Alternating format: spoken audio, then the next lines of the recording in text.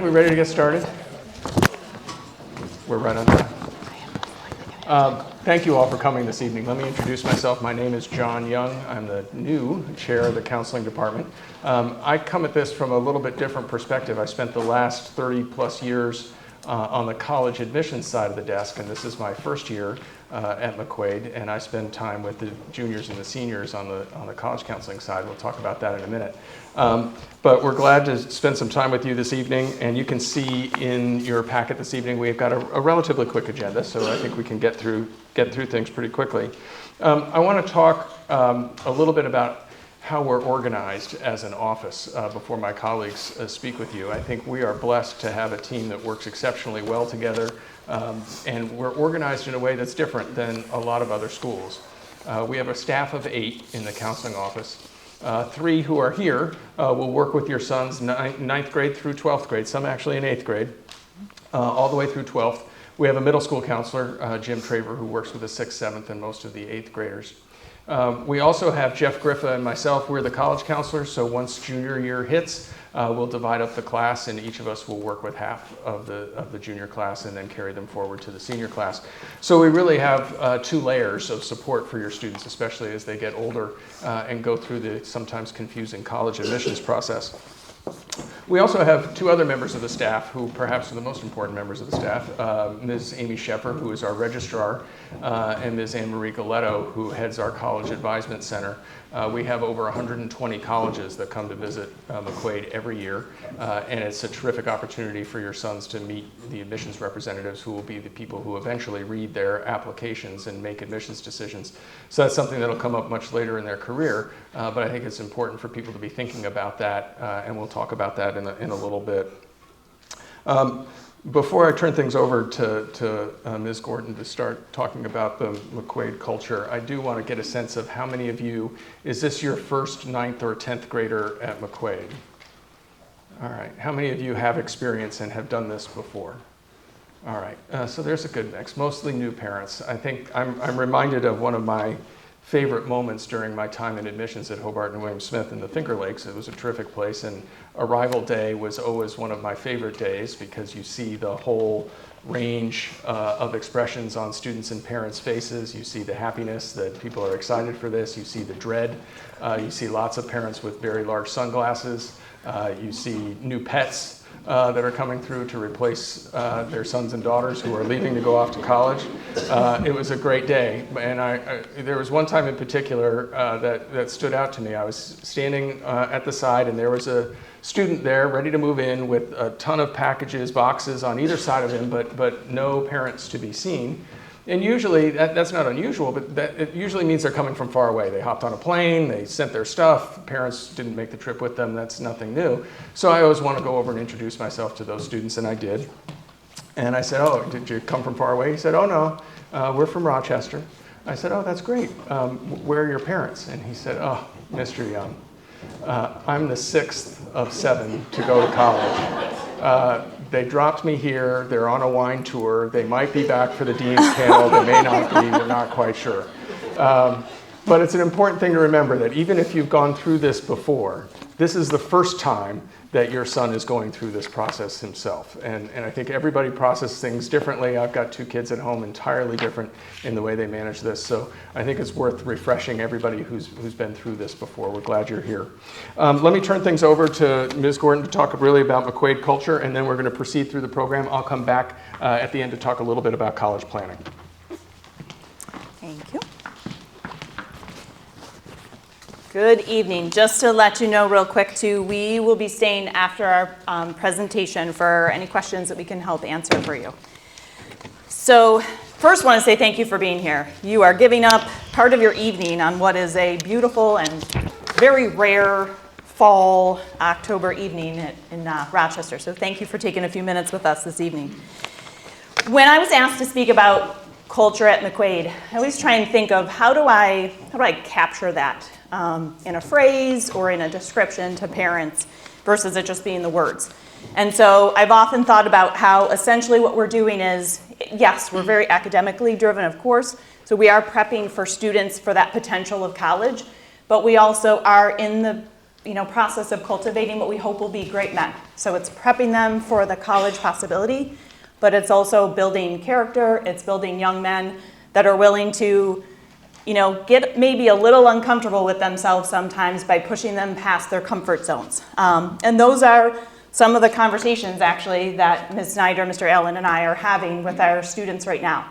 So we are moving through our 8th grade caseload. We're currently looking at our freshmen for individual appointments and having conversations with our young men about several things that do involve that culture. So to speak to the academic piece, essentially what we're looking to do is, look at their grades, look at their classes, look at the level that they're in, and also maybe try to find out a little bit about what classes do you actually like. Sometimes those classes lend themselves to a possible career area that you want to pursue.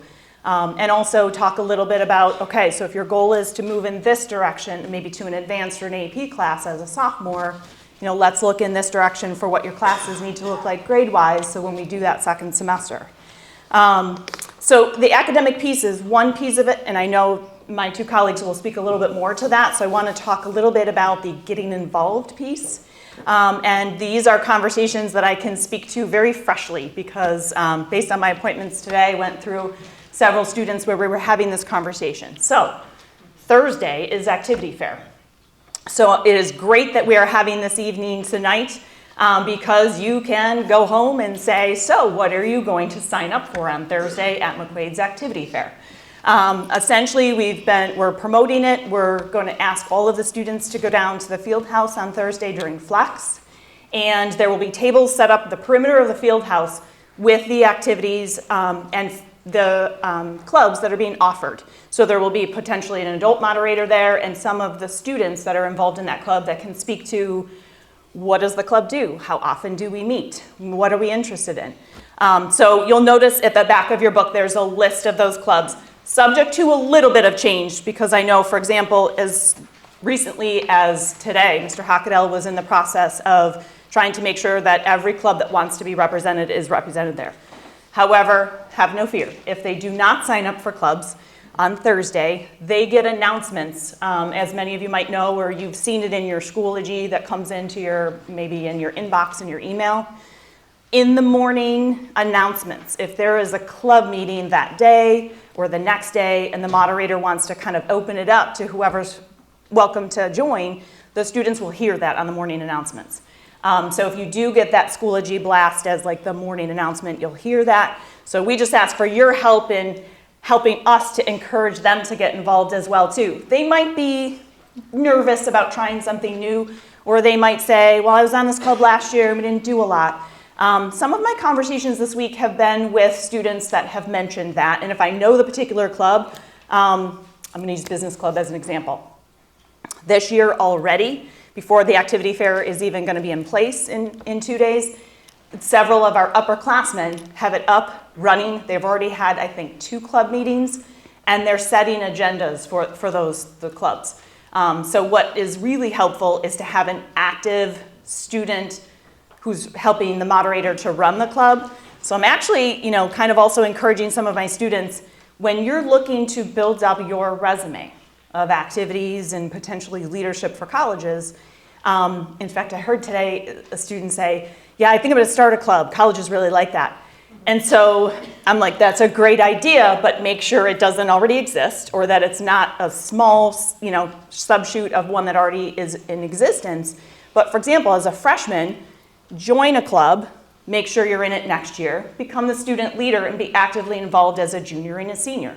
So that is just as effective as being able to show the colleges consistency across several years, commitment to a particular club, and possibly growing it to the level where you do some different things. The clubs sometimes are a tough thing to sell. I'll get a comment like, well, I'm not really a club kind of kid.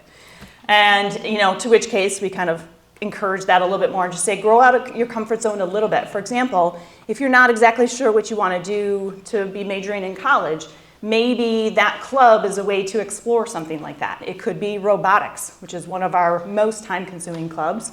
And it could be environmental club that Mrs. Katie runs, or Habitat for Humanity, because maybe you don't like doing math challenge bowl or something like that. Maybe you like to work with construction or like building things. So if you ever are wondering, have your sons come in and see us, and we'll be able to help maybe generate a couple of ideas for clubs, because we try and figure out if there's a place that's a good fit.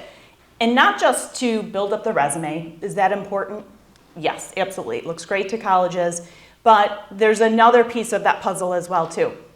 It helps them kind of explore that idea of their likes and their dislikes. So for example, obviously freshman and sophomore conversations are not always answered in such a way when we ask them, do you have an idea of what you think you might want to study in college? A lot of it's, I have no idea, I haven't really thought about it yet. So we're encouraging them to think about, okay, well, join a club. Look to see if Explorers has something available in the Rochester area. If you're interested in architecture, the Explorers Club often offers a partnership with a community organization, and sometimes a one-night, 2-hour event turns into a potential internship. And I've had some students really explore multiple things through that process. And I think oftentimes it's just as important for students to explore different things, to find out what they like as much as what they don't like. So even being able to kind of wean out the things that are, well, I thought I wanted that, but maybe not so much. So it helps steer them in a different direction. Other things that we talk to them that are available as well too, any internships that they want to pursue, any job shadowing experiences, they have a wonderful resource. And you, as their parents and guardians, as older siblings, I've had some students that will shadow an older sibling who's graduated from McQuaid. And we have a huge alumni group as well too, of people that have obviously graduated from McQuaid doing a number of career area jobs and workforce opportunities that would be happy to, if a student were to pursue that, we might look into seeing, hey, let's see who's on our young alumni that would be willing to have you come in and shadow if you want to be an orthodontist or something like that. So the other nice thing that we're very excited to continue into this year, and I've seen this grow, which is pretty amazing, career forums. So that the young alumni group that I talked about, our own graduates, are coming back to McQuaid. In fact, sometimes there's like a waiting list for them to come back. So roughly once a month, what we're trying to do, based on student interest, is bring our alum in for a career forum, is what we call them. So again, you'll see that on the announcements. Your students will hear that on the announcements as well too. Hey guys, if you're interested in fill in the blank, Mr. or Mrs. or somebody, Mr. is coming into the school to be able to talk about their path as it went from McQuaid through this to this. And I've sat in on a few of those, and they're really interesting because they are just as informative for these are the classes I took at McQuaid to this is what I thought I wanted to major in, and then I switched my major twice.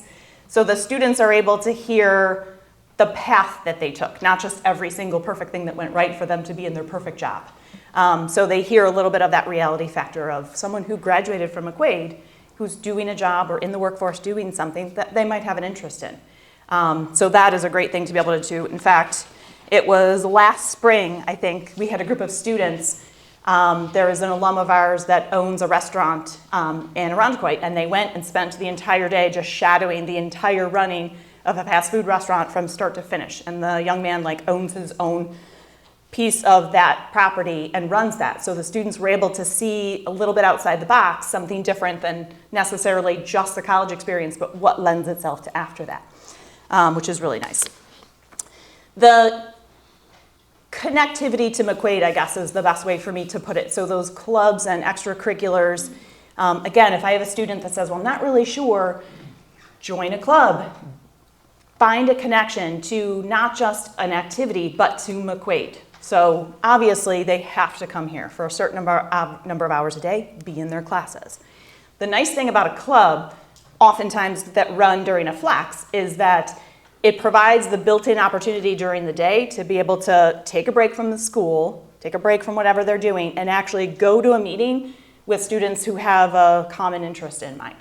And I have multiple students that have done that, made new friends from doing it, realized, oh my heavens, okay, so I'm not the only one that's interested in whatever it might be, fill in the blank. Last year we started Model Train Club, Fishing Club. I've heard a bunch of people talk about Fishing Club, which I'm hoping will be up and running strongly this year. So part of it is that breath away from their classes and the academic piece of the puzzle for McQuaid to be able to get to know other people and bond with other people, because the reality is, as freshmen and sophomores, we see that there are still plenty of students that are trying to find that friend group and that niche of their classmates that have something similar in common. And that could be a really helpful way to be able to cultivate that friendship or have another familiar face in the building, which is always very nice. The other piece of the puzzle, and your students heard this. Our students heard this the first day from Mr. Baber, service, community service. And I really like the way he worded it. He talked about in terms of, if you're thinking about what is the number of hours I have to do, what do I do to check that box, we're not doing our job. The idea of community service and graduating with 100 hours is something I feel is a privilege, that we are able to have our students go out into the community and get a different perspective on something they may not have before. So while we require them to graduate with 100, we also encourage them not just to do it to check the box, and maybe find something that they could actually, what I would call double dip, where you're, for example, my students that might be interested in medical.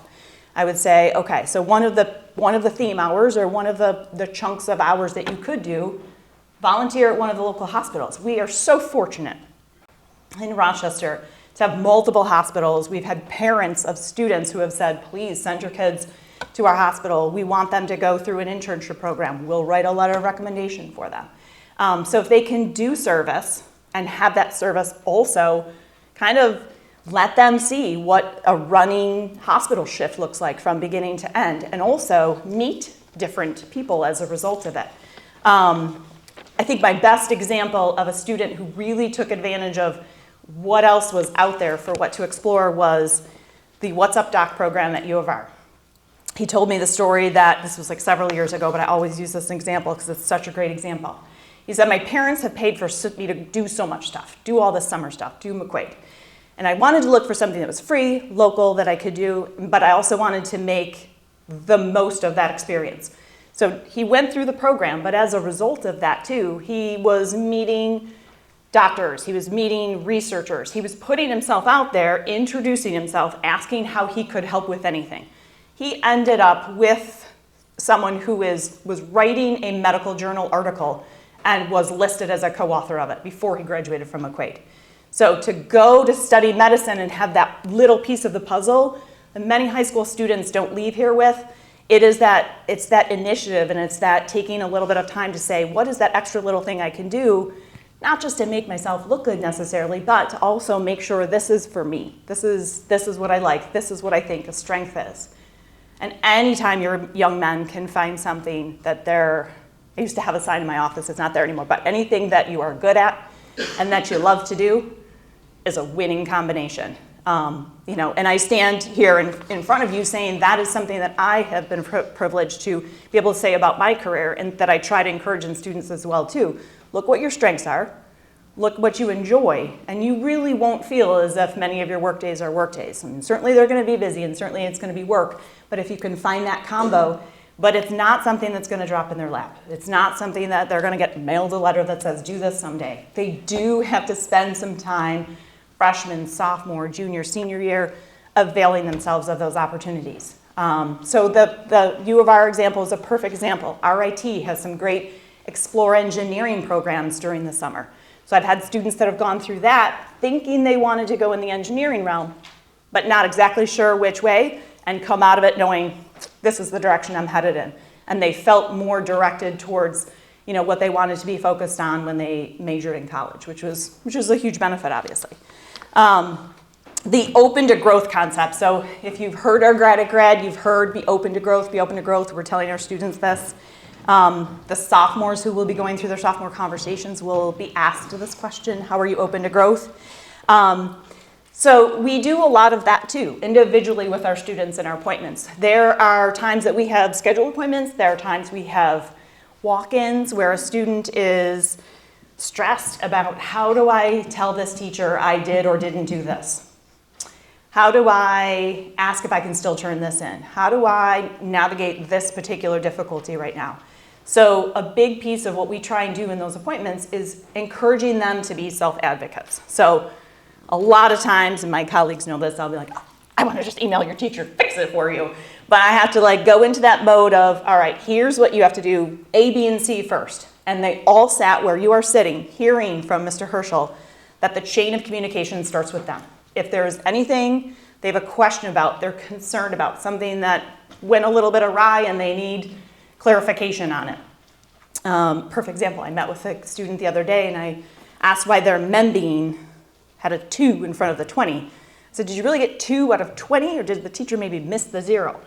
And he's, I know I did the whole thing, so I'm gonna talk to her, and we applaud right away. We're saying to them, that's great, that's exactly what you need to do, because don't necessarily overreact to something and stress about it, but let's troubleshoot how we can look into that. So helping us help them be advocates for themselves. It might be easy to want to just email or try to call up a teacher and ask them what they did to help solve what might be stressing them out or what they might have a question about. Because that's one of the first things we try to do as well. And then navigate, again, that way of sometimes role playing, or this is how you could word it. How would you do this? So anytime we can encourage them to do that, that's definitely something. The other piece of Open to Growth, obviously, each year they get older, there's more and more social media. More and more for them to be aware of, more and more of their attention to be drawn to. And so we want them to know, and this conversation will be had in classroom presentations as well to drive this point as well. Their social media footprint is something that extends not just while they're in the building. So whether they're wearing McQuaid gear or not, what they do in and outside of school is subject to review. So there have been situations, whether it might be just kind of an unkind situation with some text going back and forth with some students. That's one example. So for example, we've had students that will come in and tell us, and we will involve Dr. Parks to say, okay, this happened outside of, and the students will say, it happened outside of school, can anything still be done? Yes, Dr. Parks is very clear with our students that what you do as a McQuaid student, in or outside the building, till you walk across that stage and we hand you your diploma, it's all part of a McQuaid young man. And that's a piece of that character education. It's helping them understand that to be responsible for their choices and to take that minute to think before they make that choice. So to wrap up, Cura Personalis, hopefully you've heard the phrase. I know that's something that we really do work and live by at McQuaid, and it is care for the person. So, I think on behalf of my colleagues and I, we can tell you that's our goal. It's not just academics. It's not just, do you have somebody to sit with at lunch? It's not just, hey, what are you doing to build up your clubs? Are you getting involved? It's care for that whole person. And making sure they're taking care of their health as well. So it's that idea of that balance as well. If you notice there is something that would be good for us to know about, because they balance a lot. I mean, met with a lot of students in the last couple of weeks that I look at and I'm typing my notes for what they're involved in. I'm like, I don't know how you have the energy to do all that, but it's great. And are you still getting enough sleep? Are you eating well enough? Are you getting a rest on the weekend? So it's balance of their person as well. It's balance of their overall health and well-being. So if anything, you have questions or concerns about that, that's our job. Let us know. The phrase I used with my students the past couple of weeks is, I don't know what I don't know. I'm looking at attendance every day to see some of my students out for a few days. We get the attendance from the main office. Every 5 weeks we're looking at grades. Tomorrow is the first grade capture. So that's the first opportunity for students to have ideally all their grades up to date that the teachers have been asked to grade and everything. And we get a list of students with 73 and below, and we might be meeting with them if they're in that scenario with a couple classes. So it's balance of all that stuff. And I tell them, I don't know you need help if there's a pattern I don't pick up on, so don't wait for an appointment for us. Message us on Schoology, stop in our doorway, let us know. So same thing, if your gut instinct says, well, I'm not sure about this, encourage them to come in and ask us. That's what we're here for, okay? All right, thank you. If I talk any longer, it won't be a short program. Next. Yep, I am next.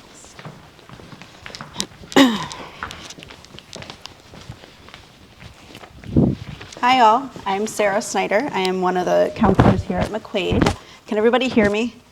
Okay, awesome. I'm kind of short, so the mic's, yeah. All right, so I'm going to talk a little bit about the freshman experience. It's a big transitional year for your students, as it is the first year of high school and the first year that grades are reported on a transcript. So a transcript covers all of the high school courses for credit that students will take. There's usually a final average on there along with the credit earned for the courses. So it might be a half a credit, it might be a full credit. It'll just depend on the course. It's in their best interest to start the year off strong academically so that that transcript starts in 9th grade and goes all the way through 12th grade, so they have a solid academic record starting right out of the gate. What does that look like? That looks like checking Schoology daily for assignments, checking grades, communicating with teachers. So when they're communicating with their teachers, like let's say they're out for a day or two, their best bet is to message a Schoology message to their teacher to say, hey, I've been out. Assignments are posted on Schoology, so to make sure they're checking those, but also communicate with the teachers. It's really, really helpful for teachers to know that, but also for students to have that open communication piece.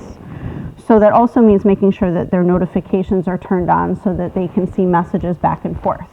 So when I make appointments with students, as do my colleagues, we send Schoology messages to them. So if their notifications aren't turned on, they're not getting our messages, and in turn, we can't communicate back and forth with them via that way. So it's really important that they have that turned on. It's also how we send those passes for appointments. So when I message my guys, I'll usually be like, okay, we're going to meet on this day, please let me know that you've received this message. So that's why that notification piece is really important, so they can get back to us and we can communicate that way. It also looks like turning their homework in on time. So, making sure that they're watching all of their deadlines. They're balancing multiple classes, so multiple deadlines in there. So just keeping an eye on that with their agendas, I have some students that use Post-it notes to flag when certain assignments are due, certain colors for certain classes. So just keeping an eye on that. Some students might come home and they might joke and say, yeah, I don't have any homework. I got it all done at school. Well, 1 to 2 hours a night is fairly normal for them to have. So while maybe they did take some time to do some of the homework here at school, I'm certain they probably didn't do all of it.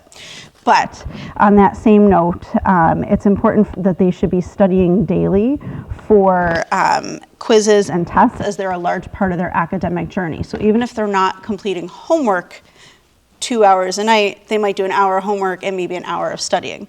And there are days, I had a student I met with last week who shared that there were like 3 quizzes in one day for them. So kind of breaking up how they're going to study, breaking it down into manageable pieces and doing a little bit at a time. Asking teachers for help during flex. So flex is that beautiful period in the middle of the morning right after first block, and students are encouraged to go check in with teachers, whether it be for help with something, whether it be to ask a question, whether it be to set up if they were out absent to work through a quiz that they have to reset up. It's a really important piece, and in that case we're also teaching them those self-advocacy skills that Mrs. Gorton touched on, because asking for help is okay. Teaching them that it's okay to ask for help, going to flex, working with their teachers together so they can have a successful year. And we work really hard to normalize this, and it helps them find their voice. I've sat with students where we've role played out, how do I tell a teacher that I was out for 3 days and I have all this to make up in all of these classes? So we role play it out. Sometimes we also will craft together a message to that teacher so that they get an idea of how it should sound, what it should look like. So we work together on that also. And then using the school counselors as resources. So we can help support study skills, time management, way to stay organized. I worked with a student last year where we literally pulled out folders and binders and went one by one and figured out what was work that needed to be completed, what was work that could be set aside. And we worked out different ways to organize, because organization is a skill and it's going to carry them through life. So we want to help them on that track. And then that goes back to time management too. How are they studying? What are they doing? How much homework are they doing at night? They have a lot to balance. And learning is more than grades. A lower grade than students are used to may happen. That's okay. They are learning. It's a transition process. and they're getting used to and acclimated to the expectations of high school. So if they do get something that they're not used to getting, it's a learning experience. It's something they can take with them and say, okay, this didn't go well. What can I take from it and learn? What can I do better next time? And then this goes, another step of this is the sleep and balancing mental health. So Ms. Gorton kind of touched on it a little bit, but they're key pieces in your student's journey. Sleep helps reset our bodies and our brains, so getting a good night's rest. It'll help prepare them for the next day at school, for all the activities that they do, for their sports, their clubs, and just generally in life.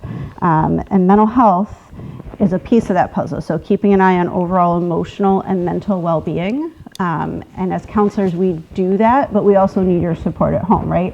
So if you're seeing something that is off, if your child is having some anxious moments, something that doesn't look right, let us know so we can check in with them too and help support them.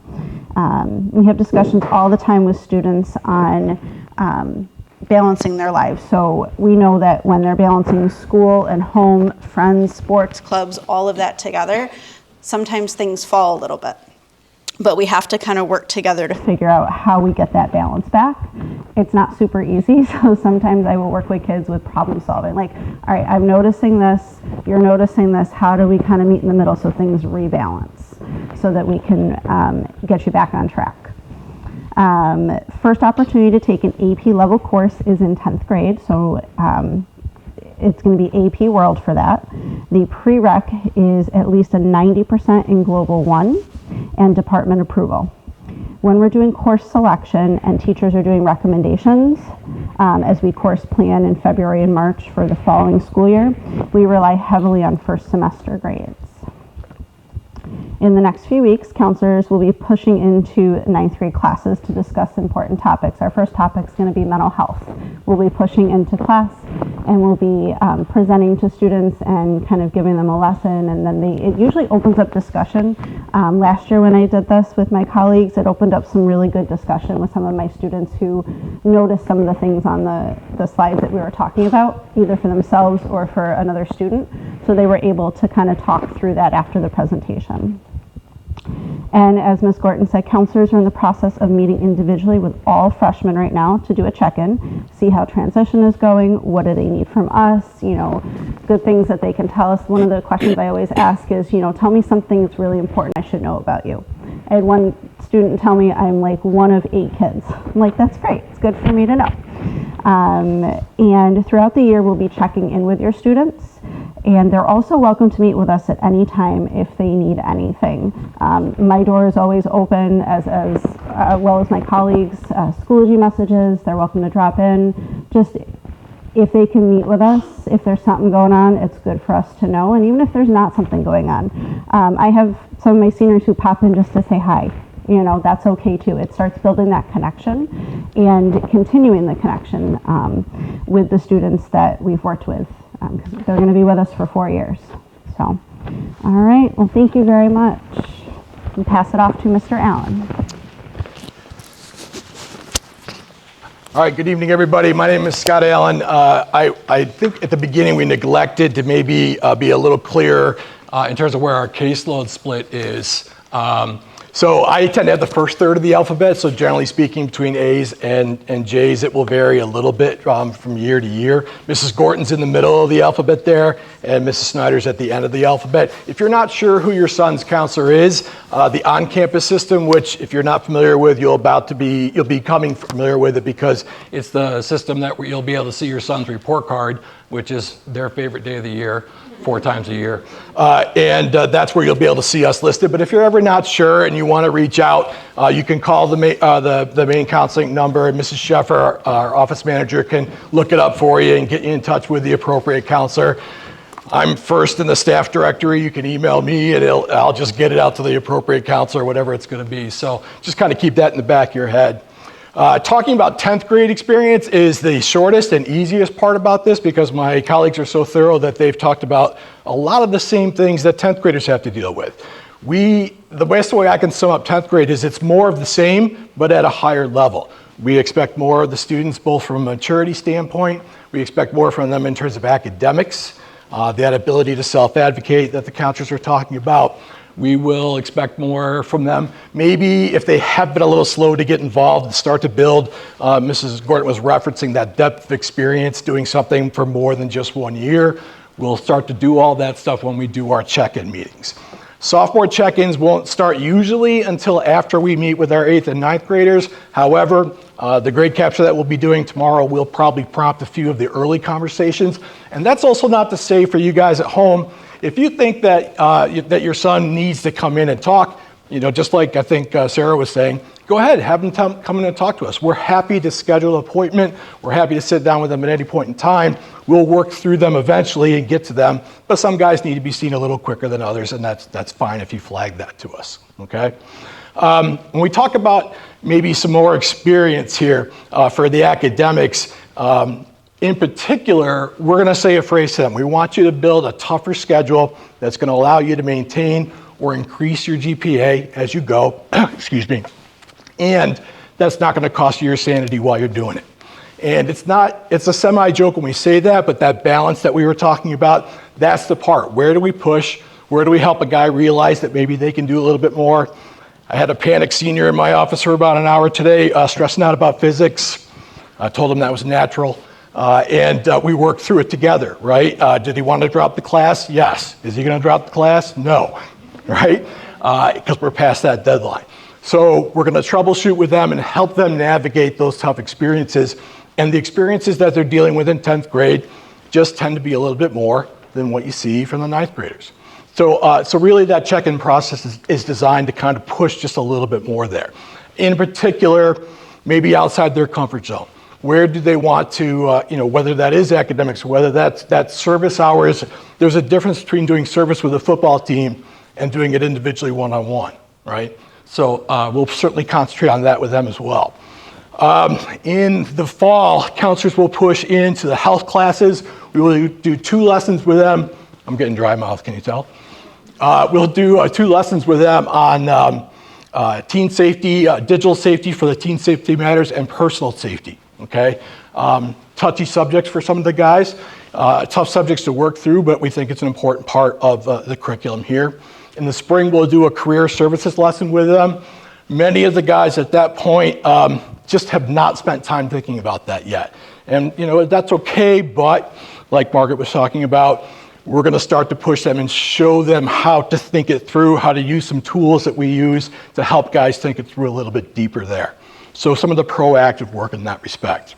Finally, when we do spring course selections, usually in mid to late February, depending, we vary a little bit from year to year. That's where we sit down, and now, especially for sophomores, the junior year in particular is the most important year in terms of academics for the college application process. So that is where we are really looking for, okay, maybe you tried 1 advanced class here in sophomore year, how about 2, maybe 3, possibly more, depending on your son, right? So we'll definitely spend a lot of individual time with them on that and make sure that they are pushing themselves on that. You get to a part of that process as well. There'll be a communication at home where you guys have a chance to sign off and say, yeah, that's what we want, and we can make changes as we go as well, okay?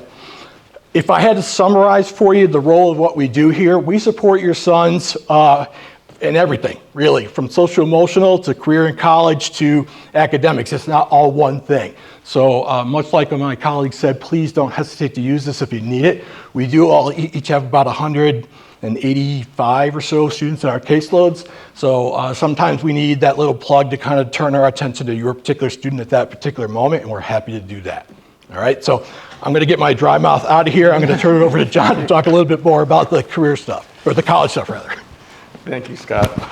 Yeah, as we've mentioned, I think there's something that has gone unnoticed in the college admissions process until the last couple of years, and that is student social media use.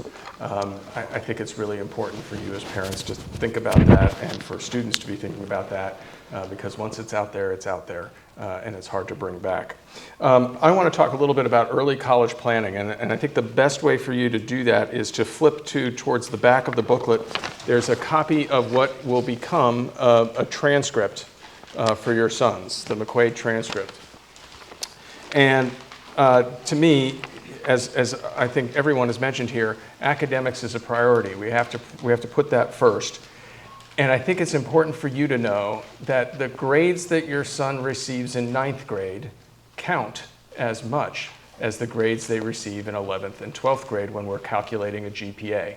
All it is the number of courses that they've taken divided by the grades that they've received divided by the number of courses that they've taken. So the 9th grade GPA factors just as much into the overall GPA as 10th grade, 11th grade, and 12th grade. It all starts now. Also, as was mentioned, many of our upper level courses have prerequisites that you have to meet, a 90 or above. So make sure that they're thinking about that. It's worth taking a step, thinking about what the end is. What do you want that transcript to look like when you graduate? What courses do you want there? What grades do you want there? And then what should I be doing right now to make that happen?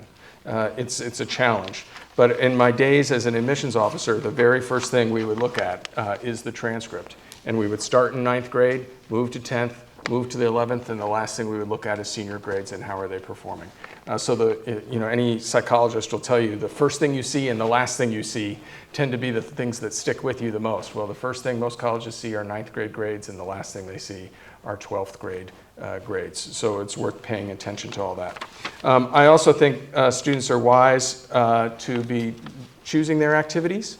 Again, what do you want that extracurricular resume to look like when you're graduating? It's much easier to build when you've joined clubs and activities in 9th and 10th grade to take on those leadership positions in 11th and 12th grade. So get involved. And as parents, I think it is most important that you know your sons well. That's your role as a parent, is to push them when they need to be pushed, to be the shoulder to cry on when they need it, but to be supportive and know when your sons can just need to take a step back for a little bit, or when they need to be pushed a little bit more. Lastly, on the college planning process, it's never too soon to be thinking about it. Actually, one of Ms. Gordon's 10th graders made an appointment to speak with me to talk about course selection and things that he should be thinking about even as a 10th grader. So even though we don't start the formal college advising process until 11th grade, if students or parents have any questions about that, we are happy to answer them.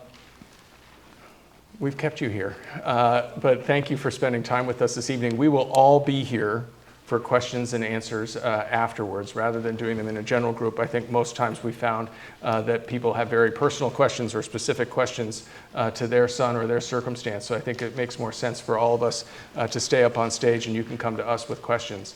But thank you all for being with us this evening. We wish your sons the best. It's a privilege to work with them. And please, as if there's one message that we've sent to this evening, it's be in touch with us if we can be helpful. But thank you all for coming this evening.